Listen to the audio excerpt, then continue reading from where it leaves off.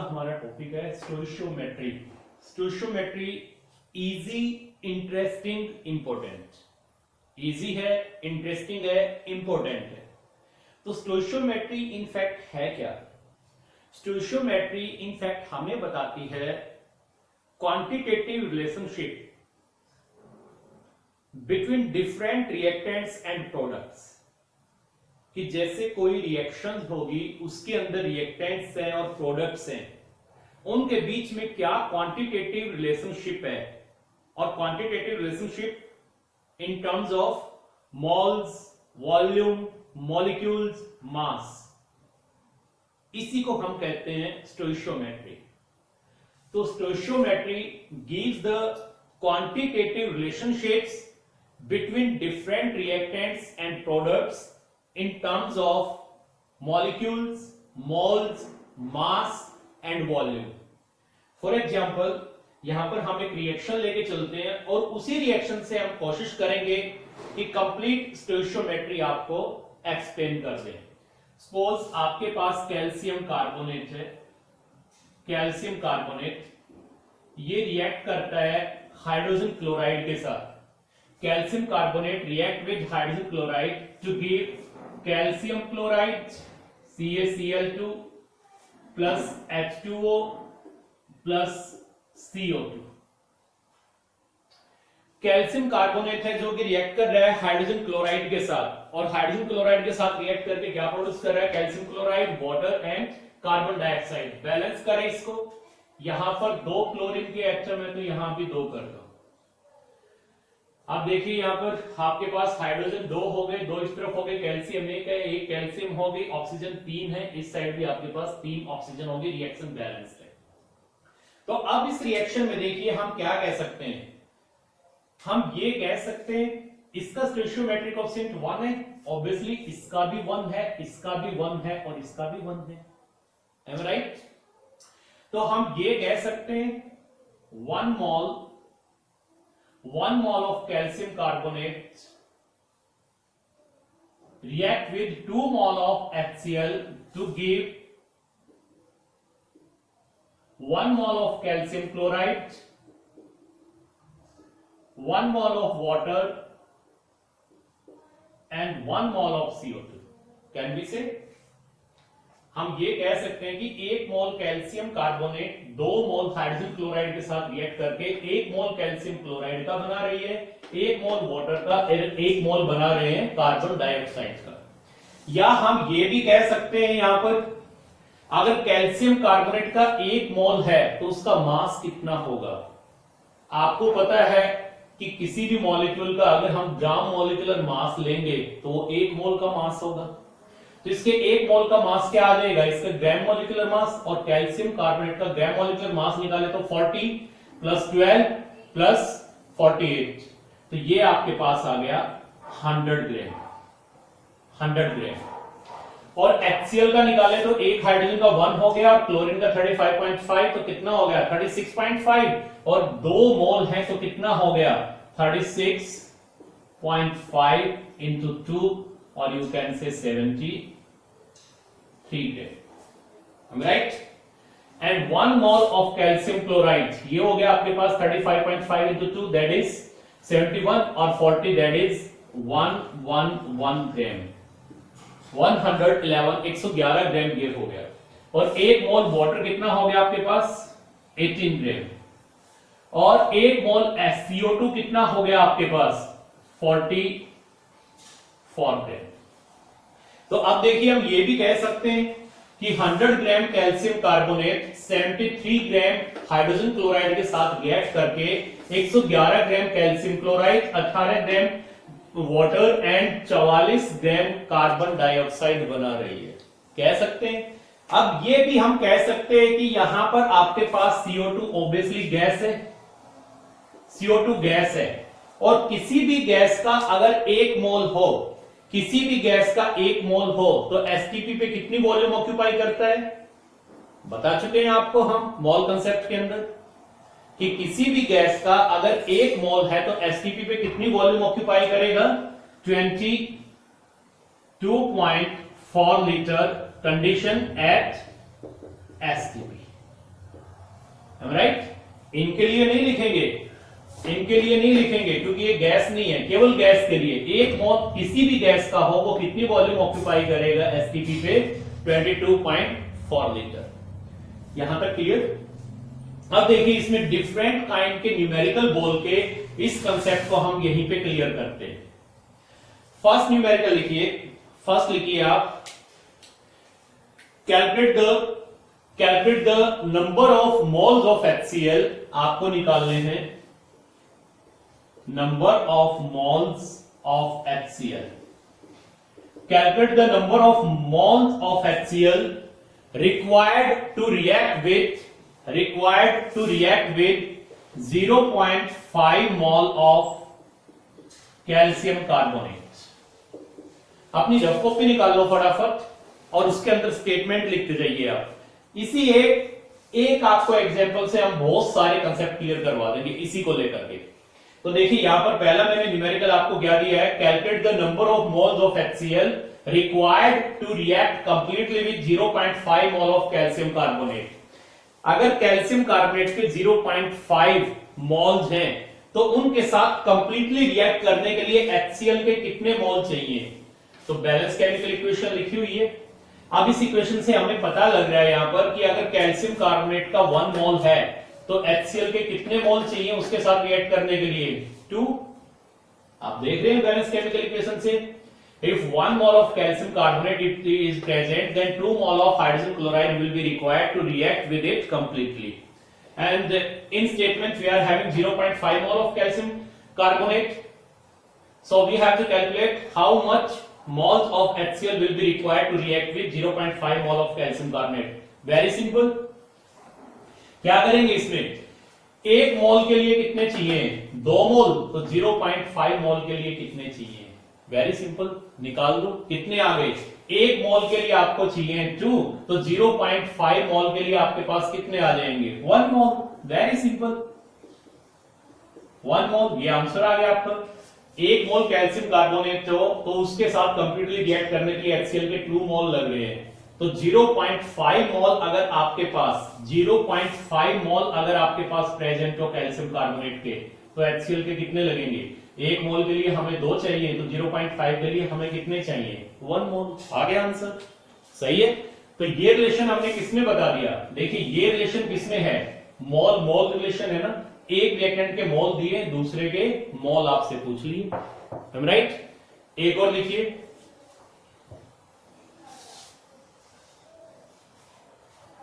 what mass of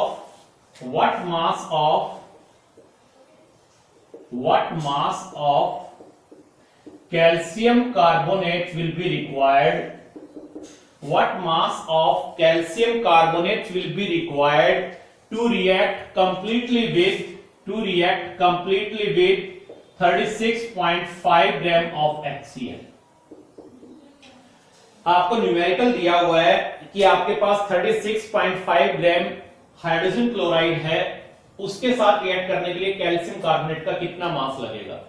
अब की बार relation किसमें है? एक रिएक्टेंट का मास दिया हुआ है और दूसरे का मास ही पूछा गया है, तो क्या करेंगे? अगर यहां पर मास दिया और मास ही आपसे पूछ लिया गया है तो रिलेशन क्या आ गया? मास मास के बीच रिलेशन आ गया।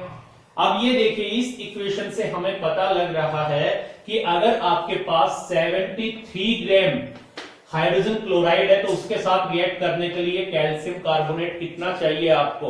100 ग्राम। 73 ग्राम HCl के साथ रिएक्ट करने के लिए कैल्शियम कार्बोनेट कितना चाहिए? 100 ग्राम। तो 36.5 ग्राम HCl के लिए कितना चाहिए? अगर यहां पर हम ये कह दें कि आपके पास HCl 36.5 ग्राम है तो इसके साथ रिएक्ट करने के लिए कितना कैल्शियम कार्बोनेट चाहिए? 73 ग्राम के लिए कितना चाहिए? 100 ग्राम। तो 36.5 ग्राम के लिए कितना चाहिए? 50 ग्राम। निकाल सकते हो, वेरी सिंपल, ये आ गया, राइट। पता लग गया ना। और देखिए और क्या दे सकते हैं? Calculate the mass of HCl, calculate the, next लिखिए numerical third, calculate the mass of HCl required, calculate the mass of HCl required to to react with 0.5 mole of calcium carbonate. Calculate the mass of HCl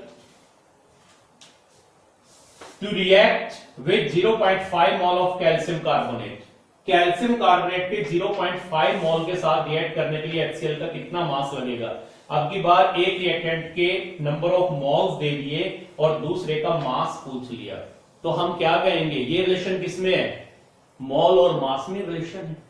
मोल और मास में relation है। Stoichiometry हमने यही तो बताया था, quantitative relationships between different reactants and products in terms of mass, volume, molecules, moles, यही हमने कहा था। तो अब की बार क्या हुआ? देखिए स्टेटमेंट के अकॉर्डिंग, स्टेटमेंट के अकॉर्डिंग आपको यह बताना है कि HCl का कितना मास लगेगा 0.5 मोल कैल्शियम कार्बोनेट के साथ रिएक्ट करने के लिए। तो अब की बार ये वाला रिलेशन पकड़ ले, ये रिलेशन ले ले।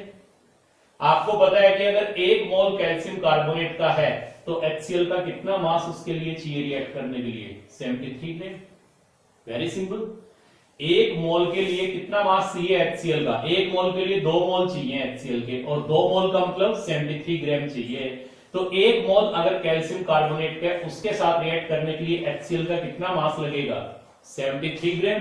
और आपको निकालना है कि अगर कैल्शियम कार्बोनेट के 0.5 मोल हो तो ये कितना लगेगा? 1 मोल के लिए कितना लग रहा है? 73।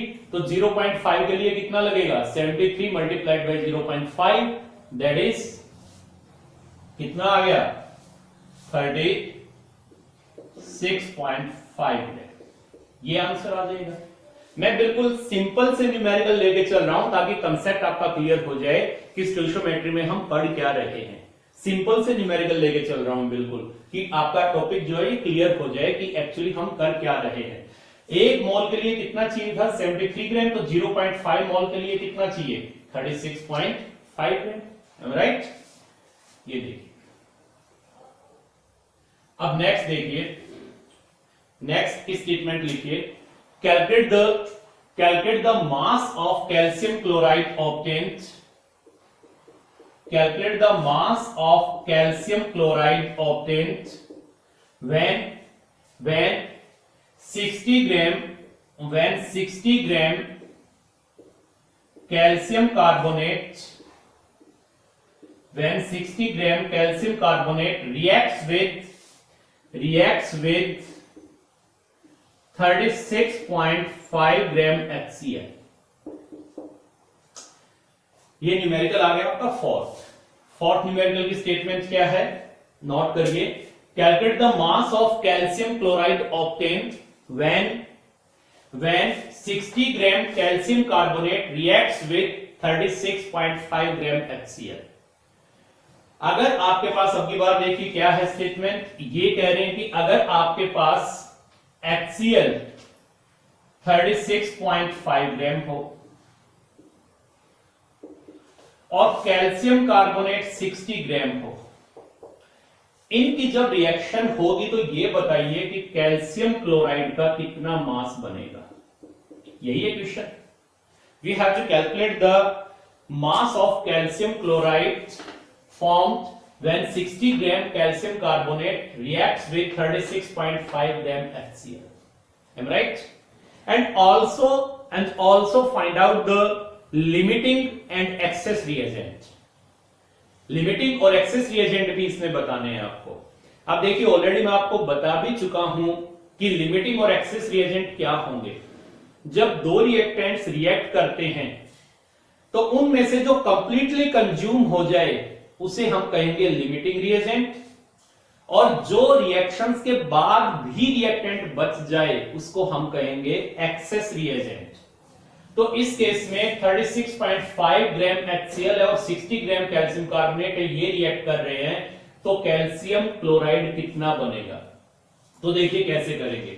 अगर आपके पास 36.5 ग्राम HCl है तो इसके साथ रिएक्ट करने के लिए कैल्शियम कार्बोनेट कितनी लगेगी? कैल्शियम कार्बोनेट आपको पता है 73 के साथ रिएक्ट करने के लिए 100 ग्राम लगती है, तो 36.5 ग्राम के साथ कितनी लगेगी? 50 ग्राम। M right? आपके पास है कितनी कैल्शियम कार्बोनेट? 60 ग्राम, लेकिन इस 60 ग्राम में से केवल 50 ग्राम ही रिएक्ट करेगी किसके साथ? 36.5 ग्राम HCl के साथ। तो इसका मतलब जो रिएक्शन होगी तो मैं ये कह सकता हूं कि HCl तो कंप्लीटली कंज्यूम हो जाएगा, HCl तो कंप्लीटली कंज्यूम हो जाएगा, और जो कैल्शियम कार्बोनेट है वो 60 ग्राम था, उसमें से केवल 50 ग्राम ही इसके साथ रिएक्ट करेगा, क्योंकि हमें पता है 73 ग्राम के साथ 100 ग्राम रिएक्ट कर रहा है, और तो 36.5 ग्राम के साथ कितना रिएक्ट करेगा? 50 ग्राम ही करेगा। तो इसका मतलब HCl तो कंप्लीटली कंज्यूम हो गया रिएक्शन में, और कैल्शियम कार्बोनेट 50 ग्राम ही यूज होगा, 10 ग्राम बच जाएगा। तो इसका मतलब HCl क्या है यहां पर? लिमिटिंग रिएजेंट, और कैल्शियम कार्बोनेट क्या है? Access reagent. अब ये निकालना है हमें कि कैल्शियम क्लोराइड कितना बनेगा। तो कैल्शियम क्लोराइड देखिए कितना बनेगा, रिलेशन किसके बीच लें? देखिए दो तरीके से आप कर सकते हैं, दोनों से सेम आंसर आएगा। कैसे कर सकते हैं? आप ये भी कह सकते हैं यहां पर, अगर आपके पास 73 ग्राम HCl है और वो कैल्शियम कार्बोनेट के साथ रिएक्ट करती है, ध्यान से देखिएगा, अगर 73 ग्राम HCl है, वो कैल्शियम कार्बोनेट के साथ रिएक्ट करती है, तो आपको कैल्शियम क्लोराइड कितना मिलता है? 111 ग्राम, और यहां कितनी रिएक्ट कर रही है? 36.5 ग्राम। तो 36.5 ग्राम से कितना मिलेगा? Divided by 73 multiplied by 36.5 is equal to कितना आ जाएगा? इतने ग्राम आ जाएगा, इतने ग्राम आ जाएगा, 55.5 ग्राम कैल्शियम क्लोराइड बनेगा, क्योंकि हमें पता है 73 ग्राम अगर HCl रिएक्ट करता है तो कैल्शियम क्लोराइड कितना बनता है? 111, और यहां कितना रिएक्ट कर रहा है? 36, तो कितना बनेगा? ये बनेगा 55.5 ग्राम। या आप इसको इस तरीके से भी निकाल सकते हो, इससे भी निकाल दो, बात वही है। अगर 100 ग्राम कैल्शियम कार्बोनेट 100 ग्राम कैल्शियम कार्बोनेट रिएक्ट करता है HCl से, तो कितना बनता है कैल्शियम क्लोराइड? 111 ग्राम, और यहां पर कैल्शियम कार्बोनेट कितना रिएक्ट कर रहा है? 60 में से 50, तो 50 अगर 50 ग्राम रिएक्ट करेगा कैल्शियम कार्बोनेट, तो कैल्शियम क्लोराइड कितना बनेगा? 100 ग्राम रिएक्ट करता है HCl के साथ, तो कितना बनता है? 111 ग्राम, दैट इज 111 ग्राम, और अगर 50 ग्राम रिएक्ट करेगा कैल्शियम कार्बोनेट, तो कैल्शियम क्लोराइड कितना बनेगा? तो यह आ गया आपके पास 111 divided by 100 into 50, that is 55.5 ग्राम। किसी भी तरीके से निकाल दो आप, फिर इसको दोनों से ही सेम आएगा, कोई दिक्कत नहीं है, दोनों से सेम आ जाएगा। समझिए मेरी बात? और यहां पर ये क्या हो जाएगा? लिमिटिंग रिएजेंट, और ये क्या हो जाएगा? Access reagent. क्लियर? अब नेक्स्ट देखिए और लिखिए,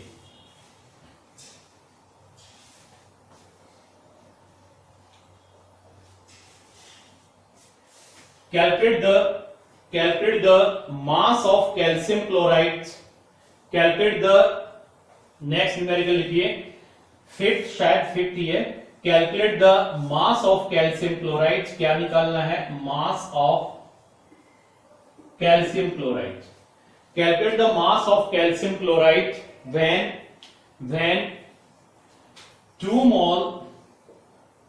when 2 mole of calcium carbonate reacts with 3.5 moles of HCl ये calculate the mass of calcium chloride formed when 2 moles of calcium carbonate reacts with 3.5 moles of HCl। Clear? तो ये देखिए इसको कैसे करेंगे। अब की बार क्या दिया हुआ है आपको? अब की बार आपको दिया हुआ है कैल्शियम कार्बोनेट के मोल। कितने मोल दिए हुए हैं यहां पे नोट कर लें, 2 मोल दे रखे हैं आपको इसके, और इसके कितने दिए हुए हैं? 3.5 मोल आपको दिए हुए हैं HCl के। HCl के 3.5 दिए। इसमें भी आपको यही बताना एक्सेस रिएजेंट क्या है और लिमिटिंग रिएजेंट क्या है। आप देखिए, आपको ये पता है अगर 1 मोल आपके पास अगर 1 मोल आपके पास कैल्शियम कार्बोनेट का है तो HCl के कितने मोल चाहिए? 2 मोल, राइट? अगर इसका 1 मोल है तो इसके कितने चाहिए? 2 मोल। इसके कितने मोल हैं? 2, तो इसके कितने चाहिए? 4। लेकिन इसके हैं कितने? 3.5। तो इसका मतलब हम इस तरह से नहीं करेंगे न्यूमेरिकल को, बल्कि इस टाइप से करेंगे कि इसके 2 मोल है तो इसके कितने लग रहे हैं? 1 मोल। इसके 2 मोल है तो इसके कितने लग रहे हैं? 1 मोल। और अगर इसके 3.5 मोल हो तो इसके कितने लगेंगे? इस टाइप से हम न्यूमेरिकल को करेंगे। अब की बार देखिए कैसे करेंगे। अगर आपके पास इसके 2 मोल हैं तो इसके कितने लग रहे हैं? 1 मोल, एम राइट? 2 मोल हैं तो इसका 1 मोल लग रहा है, तो इसके 3.5 होंगे तो इसके कितने लगेंगे? ये आपको निकालना है। तो कितने लग जाएंगे? 3.5 divided by 2 is equal to 1.75 mole. 1.75 mole लगेंगे। तो मैं ये कह सकता हूं यहां पर कि इसके 1.75 मोल और इसके 3.5 मोल ये रिएक्ट करेंगे। आपकी बार ये रिएक्ट करेंगे।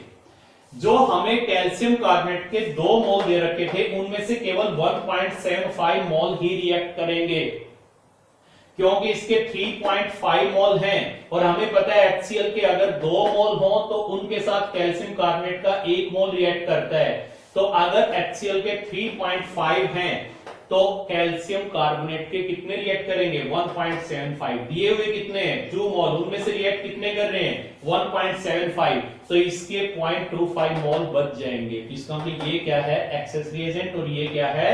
Limiting reagent. ये एक्सेस रिएजेंट और ये आ जाएगा लिमिटिंग रिएजेंट। तो जब रिएक्शन होगी तो HCl के तो 3.5 कंप्लीटली रिएक्ट कर जाएंगे और जो कैल्शियम कार्बोनेट के है उनमें से 2 में से केवल 1.75 मोल ही रिएक्ट करेंगे। तो इसका कितना मास बनेगा?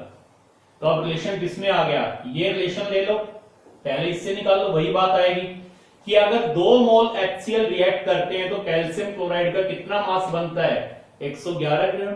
आप देख रहे हैं 2 मोल का मतलब 73 ग्राम, और 73 ग्राम से कितना बन रहा है? 111 ग्राम। तो मैं ये कह सकता हूं 2 मोल रिएक्ट कर रहे हैं HCl के कैल्शियम कार्बोनेट के साथ, तो कैल्शियम क्लोराइड कितना बन रहा है? 111 ग्राम। तो 3.5 मोल के रिएक्ट करने से कितना बनेगा? 111 डिवाइडेड बाई 2 इंटू 3.5 इतने ग्राम बन जाएगा। इसको सॉल्व कर दो, ये आंसर आ जाएगा। या इस साइड से कर लो, वही बात है, इस तरीके से भी कर सकते हो। कैल्शियम कार्बोनेट का 1 मोल है तो इसका कितना बन रहा है? 111 ग्राम। 1 मोल अगर कैल्शियम कार्बोनेट का है तो इसका कितना बन रहा है? 111 ग्राम, 111 ग्राम। और कैल्शियम कार्बोनेट के हैं कितने? 1.75। तो 1.75 से कितना बन जाएगा? 111 इंटू 1.75 ग्राम। इससे कर लो, सेम ही आंसर आएगा, सेम ही आंसर आ जाएगा इस केस में, किसी तरह कर लो आप। ठीक है, तो यहां पर आपके पास 3.5 मोल HCl के दिए हुए थे, 2 मोल कैल्शियम कार्बोनेट के दिए हुए थे। कैल्शियम कार्बोनेट के 2 मोल में से केवल 1.75 मोल ही रिएक्ट करेंगे, इसके 0.25 मोल रह जाएंगे, तो एक्सेस रिएजेंट है। इसके 3.5 दिए हैं तो 3.5 कंप्लीटली रिएक्ट कर जाएंगे, तो ये लिमिटिंग रिएजेंट है। अब इसकी अमाउंट निकालने कितने ग्राम बनेगा, तो चाहे HCl और कैल्शियम क्लोराइड का रिलेशन लेके निकाल लो, चाहे कैल्शियम कार्बोनेट और कैल्शियम क्लोराइड का रिलेशन लेके निकालो, दोनों केस में ही आंसर आपका सेम आएगा। जैसे यहां पर आपको पता है 2 मोल हैं अगर HCl के और वो कैल्शियम कार्बोनेट से रिएक्ट कर रहे हैं, तो कैल्शियम क्लोराइड कितना मिल रहा है? 111 ग्राम। और आपके पास कितने मोल रिएक्ट कर रहे हैं HCl के? 3.5। तो 3.5 मोल रिएक्ट करेंगे तो ये कितना मिलेगा? ये। और चाहे इस रिलेशन से निकाल लो कि 1 मोल कैल्शियम कार्बोनेट अगर HCl से रिएक्ट करता है तो कैल्शियम क्लोराइड कितना मिलता है? 111 ग्राम। और यहां कैल्शियम कार्बोनेट के कितने मोल रिएक्ट कर रहे हैं? 1.75। तो 1.75 मोल अगर HCl से रिएक्ट करेंगे कैल्शियम कार्बोनेट के, तो कैल्शियम क्लोराइड कितना मिलेगा? ये और ये सेम ही है, तो आंसर क्या आ जाएगा? किसी से भी निकाल दो, सेम आ जाएगा। क्लियर? अब नेक्स्ट लेके चलते हैं।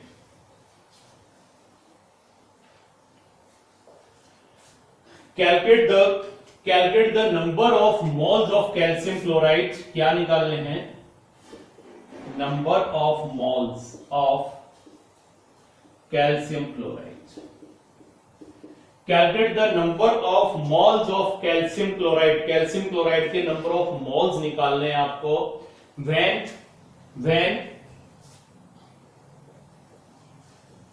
1 mole of calcium carbonate reacts with 80 gram HCl. Calculate the number of moles of calcium chloride formed when 1 mole of calcium carbonate reacts with 80 gram HCl. Right? तो अब की बार देखिए क्या स्टेटमेंट दे रखी है और क्या निकालना है. अब की बार इन्होंने कहा है कि अगर आपके पास कैल्शियम कार्बोनेट का 1 मोल हो और वो रिएक्ट कर रहा है HCl के, कितना दिया हुआ HCl 80 ग्राम के साथ, तो यहां पर इसके नंबर ऑफ मोल्स कितने बनेंगे, ये चीज आपको निकालनी है. राइट? तो देखिए यहां पर 1 मोल में दे दिया, दूसरा आपको ग्राम में दे दिया और यहां पर आपको मोल निकालने हैं. तो देखिए रिलेशन में सिंपली ये ले सकता हूं कि अगर कैल्शियम कार्बोनेट का 1 मोल है तो HCl के कितने ग्राम से रिएक्ट करेगा 73 से, क्योंकि इसके मोल दिए हुए हैं, इसका ग्राम दिया हुआ है, तो इसका मैंने मोल उठा लिया और इसका ग्राम उठा लिया. चाहे ये कह दूं मैं कि इसका 1 मोल इसके 2 मोल से रिएक्ट करता है और 2 मोल का मतलब क्या हो गया यहां पर 73 ग्राम. तो हम ये कह सकते हैं कि 1 mole of calcium carbonate reacts with 73 gram of HCl. Um right? सही है चीज. तो यहां पर इसका अगर 1 मोल है तो इसके कितने ग्राम से रिएक्ट करेगा 73 ग्राम से. तो इसका मतलब जो कैल्शियम कार्बोनेट का 1 मोल है वो तो कंप्लीटली रिएक्ट हो जाएगा और HCl 80 ग्राम में से 73 ग्राम ही रिएक्ट करेगी. तो इसका मतलब यहां पर आपके पास 7 ग्राम HCl बच जाएगी रिएक्शन के बाद. तो अब की बार HCl क्या है एक्सेस रिएजेंट और कैल्शियम कार्बोनेट क्या है आपके पास लिमिटिंग रिएजेंट. आप देखिए आपको ये पता है 1 मोल अगर कैल्शियम कार्बोनेट रिएक्ट करती है कितने HCl से करेगी 73 ग्राम से, तो आपको ये बताना है कैल्शियम क्लोराइड कितना बनेगा. तो कोई भी रिलेशन उठा लो आप, चाहे ये उठा लो, अगर 1 मोल रिएक्ट करता है तो इसका कितना बनता है 1 मोल. तो आंसर क्या आ गया 1 मोल, क्योंकि इसका 1 मोल रिएक्ट कर रहा है. या ये रिलेशन उठा लो कि इसके 73 ग्राम HCl अगर कैल्शियम कार्बोनेट से रिएक्ट करेगा तो कितने मोल बनेंगे 1 मोल, और यहाँ पे 73 कर रहा है तो कितना बन जाएगा इसका 1 मोल. यही आंसर आ जाएगा. राइट? नेक्स्ट देखिए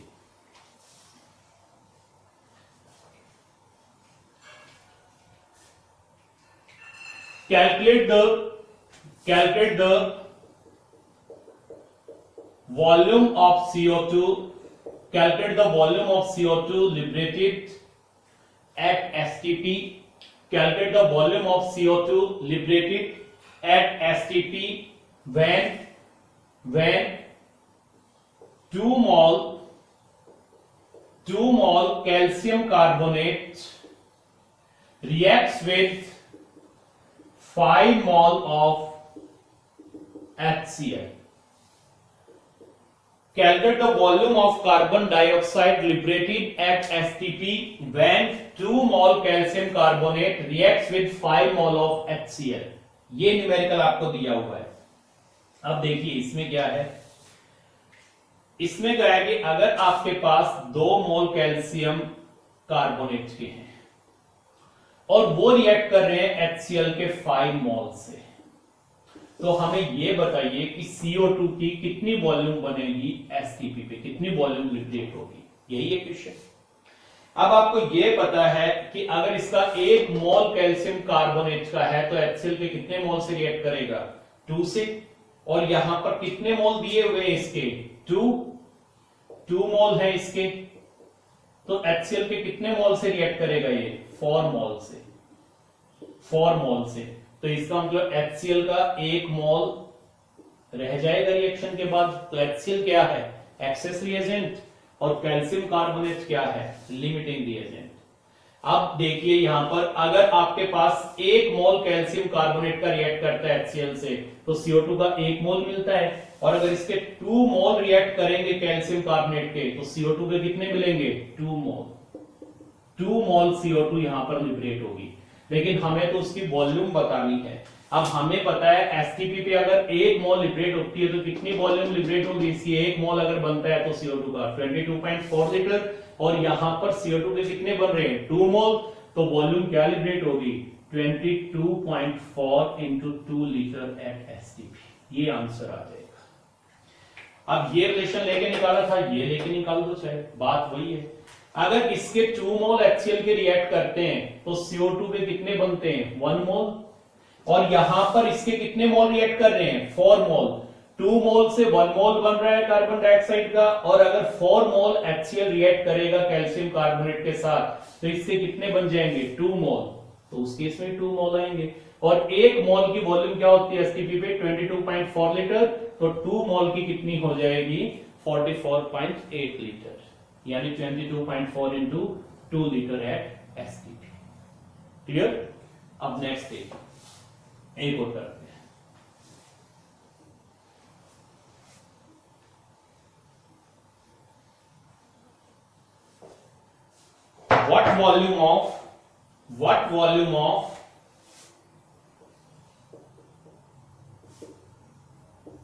what volume of CO2 liberated at 300 Kelvin and 2 atm pressure? What volume of CO2 liberated at 300 Kelvin and 2 atm pressure कब, when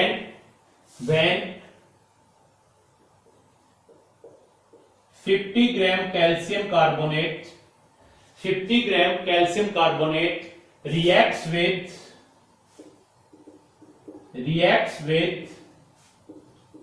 40 ग्राम HCl। ये देखिए, जब 50 ग्राम कैल्शियम कार्बोनेट रिएक्ट करेगा 40 ग्राम HCl के साथ, तो ये बताइए कि जो कार्बन डाइऑक्साइड निकलेगी उसकी कितनी वॉल्यूम निकलेगी 300 केल्विन पे और 2 atm प्रेशर पे। राइट। अब की बार ध्यान रहे, जो आपको वॉल्यूम निकालनी है CO2 की वो एसटीपी पे नहीं निकालनी। एसटीपी पे तो क्या होता है, टेम्परेचर कितना लेते हैं 273 केल्विन और प्रेशर कितना लेते हैं 1 atm, लेकिन यहां आपको अब की बार किस पे निकालनी है 300 केल्विन एंड 2 atm पे आपको निकालनी है। तो देखिए पहली चीज तो ये कि अब की बार वहां जो फार्मूला हम अप्लाई करेंगे वो मैंने बताया आपको क्या अप्लाई कर दें, PV is equal to nRT, ये अप्लाई कर दें। आपको क्या निकालनी है वॉल्यूम, तो वॉल्यूम आपके पास क्या आ जाएगी V will be equal to nRT divided by P। अब आपको ये पता है R की वैल्यू कितनी पुट कर दें हम 0.0821 लीटर एटीएम पर केल्विन पर मोल, और T कितना दिया हुआ है आपको, टेम्परेचर कितने पे निकालनी है 300 केल्विन पे, और प्रेशर कितना है आपके पास 2 atm। अब देखिए यहां R जो है उसको हम यूनिवर्सल गैस कांस्टेंट कहते हैं, और R के अंदर आप देख रहे हैं वॉल्यूम की यूनिट लीटर है, प्रेशर की आपके पास एटीएम है, टेम्परेचर की केल्विन है। तो हम यही करेंगे, टेम्परेचर केल्विन में दिया हुआ, अगर ये डिग्री सेल्सियस में होता तो इसको केल्विन में कन्वर्ट कर लेते। डिग्री सेल्सियस में दिया हुआ है उसमें 273 ऐड कर दो, केल्विन में आ जाएगा। वैसे एग्जैक्ट वैल्यू होती है 273.15, पर हम 273 लेके चल पड़ते हैं। और प्रेशर एटीएम में दिया हुआ है आपको, ये भी आपके पास केल्विन, ये भी यहाँ पे केल्विन, ये भी एटीएम, ये भी एटीएम। मैंने बताया था यूनिट मस्ट बी सेम। आप देखिए यहां पर आपके पास क्या क्या है, आपके पास R है, T है, P है। अगर N आ जाए तो V निकाल देंगे, और ये V किस पे निकलेगी जब टेम्परेचर 300 केल्विन हो, यही, और प्रेशर कितना हो 2 atm। N क्या है number of moles of CO2। तो अब क्या करें, जब 50 ग्राम कैल्शियम कार्बोनेट 40 ग्राम HCl से रिएक्ट करेंगे तो कितने नंबर ऑफ मोल CO2 के बनेंगे वो निकाल दो, और उस नंबर ऑफ मोल्स की वैल्यू यहां पुट कर दो, R की वैल्यू पुट कर दो, T की कर दो, P की कर दो, वॉल्यूम निकल जाएगी। वॉल्यूम किस में निकलेगी, ऑब्वियसली लीटर में निकलेगी, क्योंकि यहां यूनिवर्सल गैस कांस्टेंट में वॉल्यूम की यूनिट लीटर है। क्लियर। अब नंबर ऑफ मोल्स कैसे निकाल दे इसके, ये देखिए 50 ग्राम कैल्शियम कार्बोनेट है और 40 ग्राम HCl है। ये आपके पास 50 ग्राम है और ये आपके पास 40 ग्राम है, राइट। अब आपको ये पता है कि इसके 100 ग्राम इसके कितने के साथ रिएक्ट करते हैं, 73 के साथ, तो इसके 50 ग्राम इसके कितने के साथ रिएक्ट करेंगे, इसके 50 ग्राम रिएक्ट कर जाएंगे इसके 36.5 ग्राम के साथ, इसके 50 ग्राम रिएक्ट करेंगे इसके 36.5 ग्राम के साथ। तो अब की बार मैं ये कह सकता हूं कि कैल्शियम कार्बोनेट के 50 ग्राम दिए हुए थे, 50 ग्राम के 50 ग्राम रिएक्ट कर गए, तो कैल्शियम कार्बोनेट यहां पर क्या है, लिमिटिंग रिएजेंट, और इसके 40 ग्राम में से केवल कितने रिएक्ट करेंगे, 36.5 ग्राम। तो ये आपके पास रह जाएंगे 3.5 ग्राम HCl रह जाएगा। तो HCl एक्सेस रिएजेंट है और कैल्शियम कार्बोनेट लिमिटिंग रिएजेंट है। अब नंबर ऑफ मोल्स देख लो, चाहे इस रिलेशन से निकाल लो चाहे इससे, सेम निकलेंगे। अगर आपके पास 100 ग्राम कैल्शियम कार्बोनेट रिएक्ट करती है तो इसका कितना मोल लिबरेट होता है, 1, और 50 करेगी तो इसका कितना लिबरेट हो जाएगा, 0.5 मोल, 0.5 मोल CO2 लिबरेट होगी। चाहे इस रिलेशन से कर लो। अगर 73 ग्राम HCl रिएक्ट करता है कैल्शियम कार्बोनेट के साथ तो कितने मोल बनते हैं CO2 के, 1 मोल, और यहाँ रिएक्ट कितना कर रहा है, 36.5, तो 36.5 से इसके कितने बनेंगे, 1/2, दैट इज 0.5 मोल, तो 0.5 मोल आ गए इसके CO2 के। अब ये 0.5 की वैल्यू यहाँ N की जगह पुट कर दो और इसको V के लिए सॉल्व कर दो। अब की बार STP नहीं दी हुई थी, क्लियर, समझ गए। अगर STP देते तो क्या हो जाता, अब यही मान लो STP पे आपको निकालना होता तो क्या होता, अगर 0.5 मोल CO2 के बनते हैं STP पे तो क्या वॉल्यूम होती है, आपको पता है एक मोल की कितनी है, 22.4 लीटर, तो 0.5 की क्या हो जाती है, 22.4 divided by 2, that is 11.2 litre, यही हो जाता है। लेकिन अब की बार हमें किस कंडीशन में पूछा गया था, हमें पूछा गया था कि जब टेम्परेचर आपके पास 300 केल्विन और प्रेशर 2 atm हो, तो हमने इक्वेशन PV nRT पुट कर दी थी। P क्या है यहाँ पे, pressure of the gas, V is the volume of the gas, N is the number of moles of gas, R is the universal gas constant, और इसकी वैल्यू ये है जो मैंने पुट की 0.0821 लीटर atm पर केल्विन पर mole, and T is the temperature in kelvin, absolute temperature, ये केल्विन में, क्लियर। और देखिए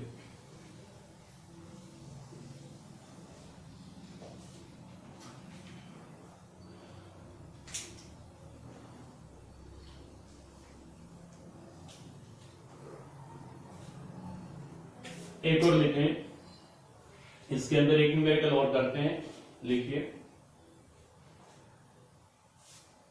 calculate the mass of calcium carbonate,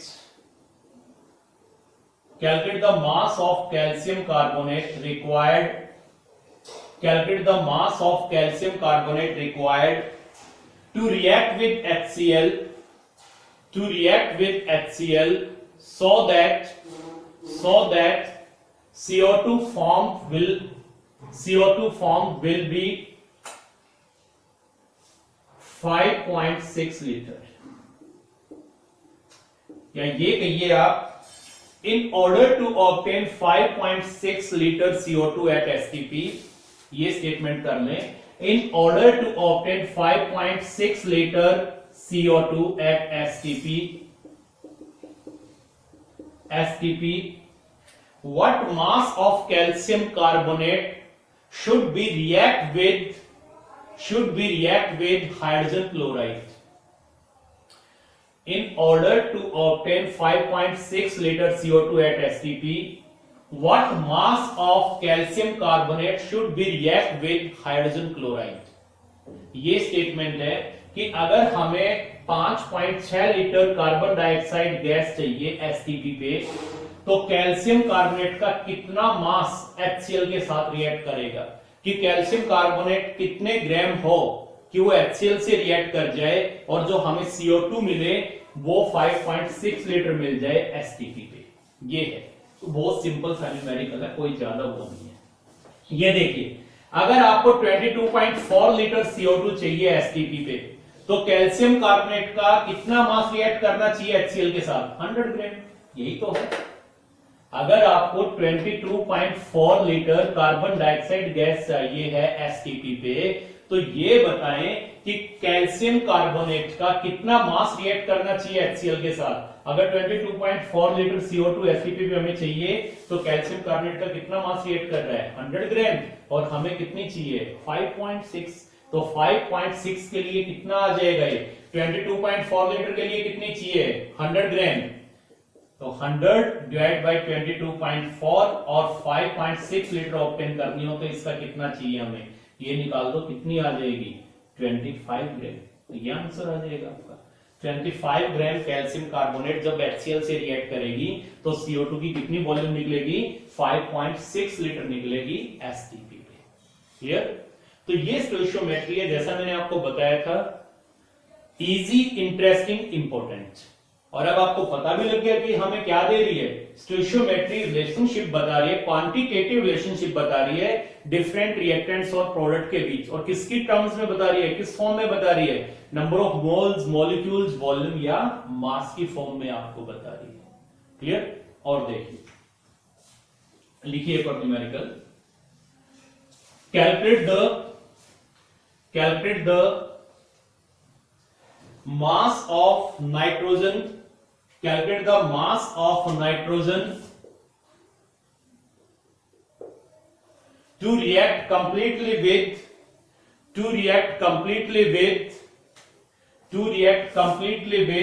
12 gram hydrogen to form ammonia। Statement क्या है, 12 ग्राम हाइड्रोजन के साथ रिएक्ट करने के लिए कितनी नाइट्रोजन चाहिए ताकि अमोनिया बन जाए।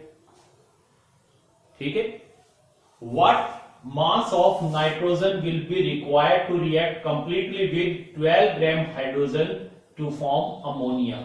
तो वही पहले क्या लिखे, इसकी इक्वेशन क्या हो जाएगी, नाइट्रोजन रिएक्ट विद हाइड्रोजन, और क्या बना रहे हैं यहां पे, ये बना रहे हैं अमोनिया। बैलेंस करें, 2 ये लें, 3 ये लें। अब यहां पर हमें पता है कि इसका 1 मोल रिएक्ट कर रहा है इसके 3 मोल के साथ, राइट, और इसके 1 मोल का मास कितना आ जाएगा 28 ग्राम, और इसके 3 मोल का, 1 मोल का 2 है तो 3 का कितना आ गया 6 ग्राम, राइट। तो मैं ये कह सकता हूं कि 28 ग्राम नाइट्रोजन कंबाइन करती है 6 ग्राम हाइड्रोजन से, तो इसके 3 मोल, तो इसके कितने बन रहे हैं 2 मोल। इसकी तो खैर हमें स्टेटमेंट के अकॉर्डिंग जरूरत भी नहीं है, फिर भी मैं बता रहा हूं, और 2 मोल है तो इसका कितना आ जाएगा, ये आ गया 17 इंटू 2 इज इक्वल टू 34 ग्राम। जब 1 मोल नाइट्रोजन रिएक्ट करती है 3 मोल हाइड्रोजन से, तो 2 मोल अमोनिया के बनते हैं, या मैं ये कह दूं 1 मोल नाइट्रोजन में 28 ग्राम नाइट्रोजन है और 3 मोल हाइड्रोजन में 6 ग्राम हाइड्रोजन है। तो 28 ग्राम नाइट्रोजन जब 6 ग्राम हाइड्रोजन से रिएक्ट करती है तो 34 ग्राम अमोनिया बनती है। अब हमें क्या निकालना है, हमें निकालना है कि अगर आपके पास हाइड्रोजन 12 ग्राम हो तो इसके साथ कंप्लीटली रिएक्ट करने के लिए नाइट्रोजन का कितना मास लगेगा, ये निकालना है। वेरी सिंपल, निकाल देंगे। आपको पता है अगर 6 ग्राम है तो इसका कितना मास लग रहा है 28 ग्राम, तो इसके 12 ग्राम के साथ इसका कितना लग जाएगा, कितना लग जाएगा 56 ग्राम, सीधा ही निकल गया। 6 ग्राम के साथ कितना रिएक्ट कर रहा है 28, तो 12 के साथ कितना करेगा 28 divided by 6 into 12 is equal to 56 gram. Clear? तो ये भी स्टोइशियोमेट्री के ऊपर आपका न्यूमेरिकल आ गया। तो इस टाइप के न्यूमेरिकल आपको स्टोइशियोमेट्री पे मिलेंगे। और देखिए,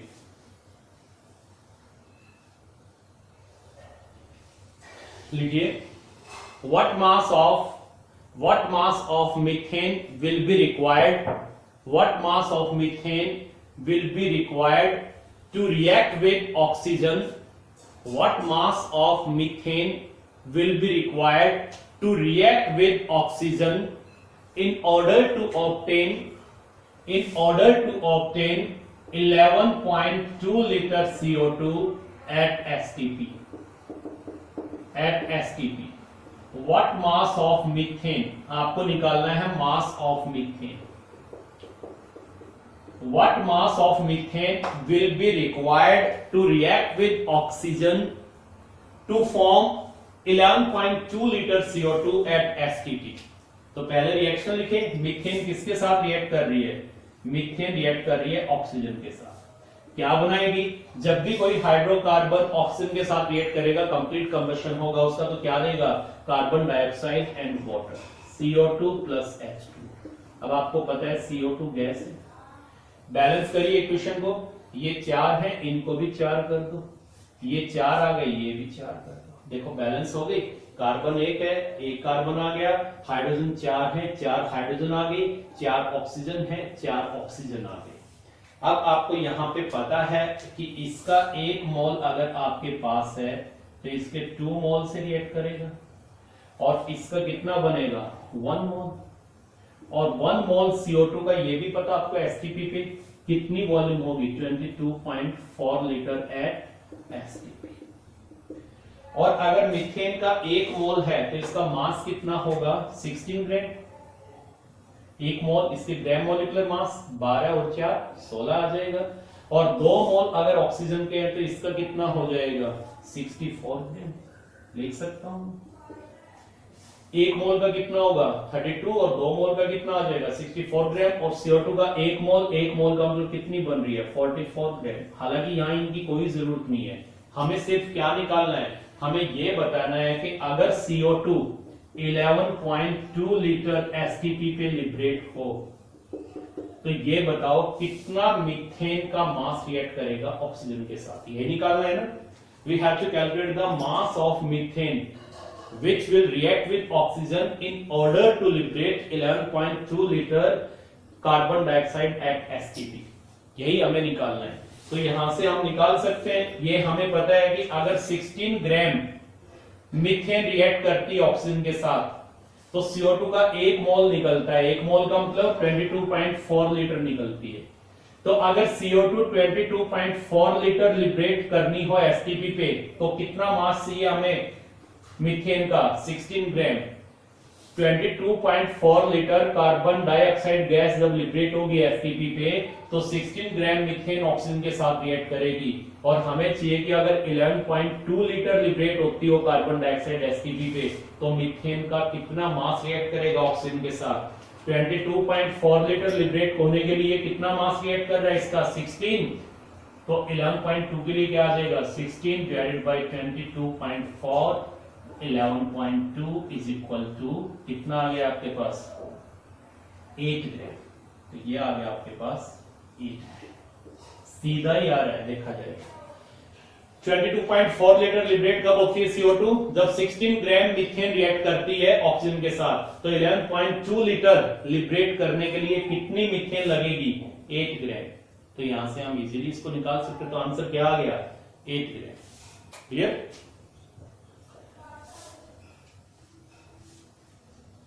और देखिए what mass of sodium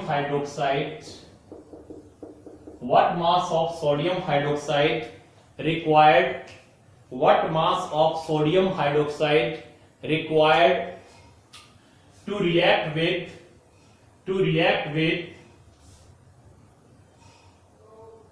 24.5 gram phosphoric acid? What mass of sodium hydroxide will be required to react with 24.5 gram phosphoric acid to form sodium phosphate?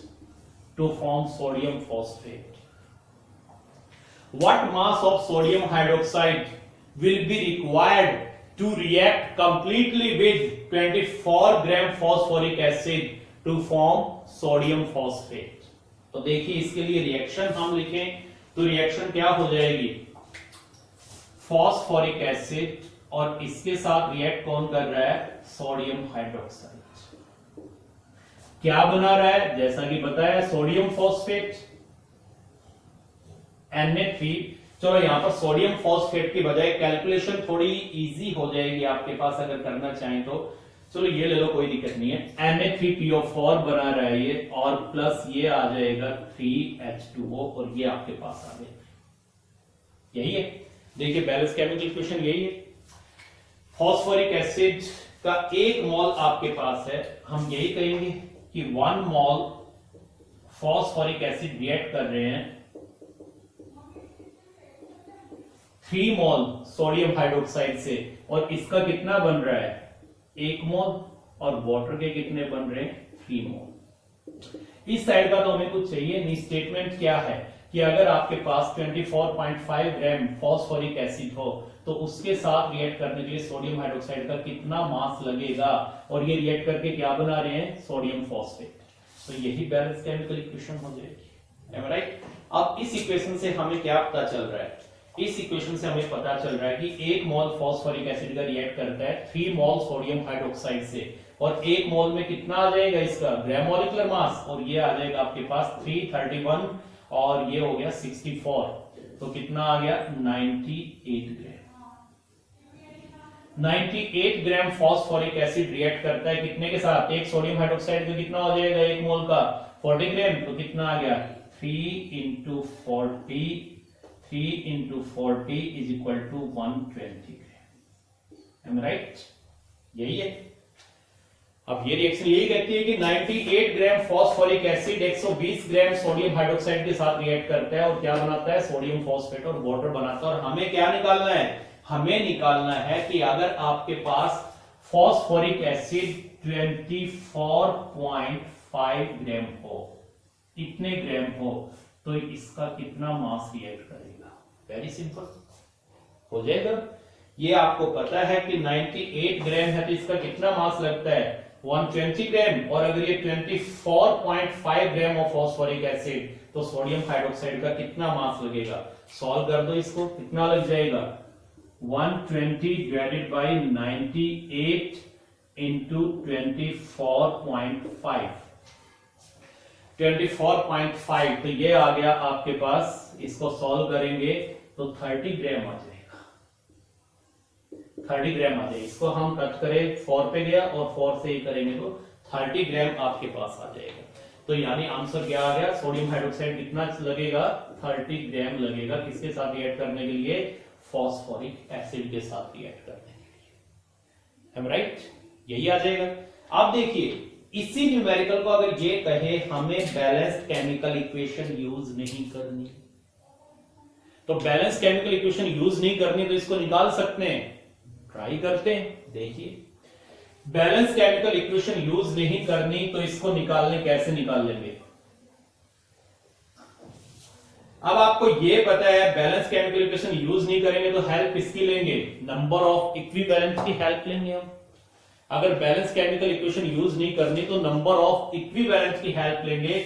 और आपको ये भी पता है नंबर ऑफ इक्विवेलेंट किसके इक्वल हो जाएंगे, अगर नंबर ऑफ इक्विवेलेंट आपको निकालने हो तो number of equivalent given weight divided by equivalent wait, यही लेके चलते हैं। और इक्विवेलेंट वेट कैसे निकालते हैं आप, इक्विवेलेंट वेट के लिए क्या बताया था हमें, molecular weight and divided by n factor.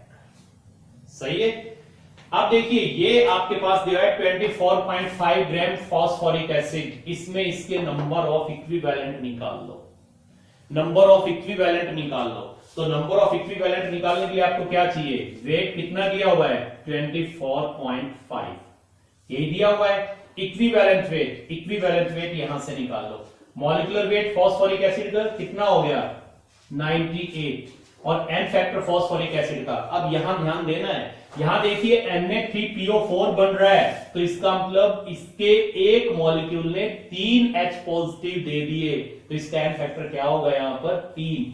In case अगर इसकी बजाय ये कह दे कि यहां पर जो प्रोडक्ट बन रहा है वो ये बन रहा है, तो एन फैक्टर इसका कितना हो जाता 2, क्योंकि 2 ही H पॉजिटिव निकले हैं। और इसकी बजाय अगर ये दे दें NaH2PO4, तो इस केस में एन फैक्टर कितना लेके चलते हैं हम 1, ये ध्यान देना है आपको। तो यहां पर Na3PO4 बन रहा है, तो इसका मतलब इन दोनों की जब रिएक्शन होगी तो इसका n फैक्टर कितना है? अगर ये बन रहा है तो 3, और अगर ये बनता तो 2, और अगर ये बनता तो 1। हमें तो ये दिया हुआ है, तो n फैक्टर कितना आ गया? 3। इसका n फैक्टर 3 आ जाएगा, राइट। ये इसका इक्विवेलेंट वेट आ गया, राइट। ये इसका इक्विवेलेंट वेट आ गया। तो देखिए यहां पर इसको पुट करिए इक्विवेलेंट वेट को, 98 डिवाइड बाई 3, तो मैं क्या लिख दूं? 98, राइट, इंटू 3। ये क्या आ गए? ये आगे नंबर ऑफ इक्विवेलेंट किसके?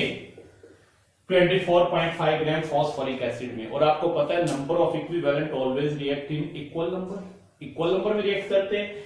अगर 24.5 ग्राम फॉस्फोरिक एसिड के अंदर नंबर ऑफ इक्विवेलेंट इसके इतने हैं, तो NaOH के कितने नंबर ऑफ इक्विवेलेंट रिएक्ट करेंगे? इतने ही रिएक्ट करेंगे। NaOH के भी इतने ही करेंगे। हमने क्या किया है? हमने 24.5 ग्राम फॉस्फोरिक एसिड में नंबर ऑफ इक्विवेलेंट निकाल लिए कितने हैं, और नंबर ऑफ इक्विवेलेंट कितने आ गए? इतने नंबर ऑफ इक्विवेलेंट आ गए, राइट। नंबर ऑफ इक्विवेलेंट कितने आ गए? अब अगर फॉस्फोरिक एसिड के नंबर ऑफ इक्विवेलेंट कितने हैं, तो इसके साथ रिएक्ट करने वाले सोडियम हाइड्रोक्साइड के नंबर ऑफ इक्विवेलेंट कितने होंगे? ऑब्वियसली इतने, because number of equivalent always reacts in equal number. तो यहां पर मैं ये लिख सकता हूं, number of equivalents of NaOH किसके इक्वल हो जाएंगे? Weight in gram divide by equivalent weight of NaOH, यही होगा। अब NaOH के नंबर ऑफ इक्विवेलेंट्स कितने चाहिए हमें, जो इसके इतने इक्विवेलेंट के साथ रिएक्ट कर जाए? इतने ही चाहिए। तो यहां पर क्या लिख दें? 24.5 divided by 98 into 3 is equal to W divided by equivalent weight of NaOH। NaOH का इक्विवेलेंट वेट निकालिए, यही फार्मूला अप्लाई करेंगे, और NaOH का इक्विवेलेंट वेट निकालेंगे तो NaOH का molecular mass equivalent weight of NaOH कैसे निकाल दें? इसका मॉलिक्यूलर मास कितना है? इसका 40 divide by n factor, sodium hydroxide का n फैक्टर कितना है? 1, तो इक्विवेलेंट वेट कितना आ गया इसका? 40। तो यहां E की जगह क्या पुट कर दूं? 40। और किसके लिए सॉल्व कर ले? इसको W के लिए इसको सॉल्व कर लो। इसको W के लिए सॉल्व कर लो, तो ये मैं यहां पर लिख रहा हूं, W इज इक्वल टू क्या आ जाएगा आपके पास? 24.5 इंटू 40 इंटू 3 डिवाइडेड बाई 98, और इसको सॉल्व करो, कितना आ गया? सॉल्व करने पे ये 30 ग्राम आ जाएगा। सॉल्व करने पे 30 ग्राम आ जाएगा, करके देख लो इसको। ये 4 पे गया, ये 10 इंटू 3 30 ग्राम आ गया। और इससे पहले आपने बैलेंस केमिकल इक्वेशन लिख के निकाला था, वहां भी कितना आया था? 30 ग्राम ही आया था। तो देखिए मैंने कहीं भी इसमें बैलेंस केमिकल इक्वेशन नहीं लिखी है। तो अगर इक्विवेलेंट वाला फंडा लगाएंगे तो बैलेंस केमिकल इक्वेशन को अवॉइड कर सकते हैं, लेकिन मैंने कहा उसमें थोड़ा ध्यान देने की बात यही है कि ये ध्यान रखना है यहां क्या बन रहा है। ये बन रहा है तो n फैक्टर, ये n फैक्टर मैंने कहा था कि n फैक्टर निकालने में गलती मत करना, और अगर इसकी बजाय डाई सोडियम हाइड्रोजन फॉस्फेट बनता तो n फैक्टर इसका 2 लेके चलते, और अगर सोडियम डाई हाइड्रोजन फॉस्फेट बनता तो इसका n फैक्टर 1 लेके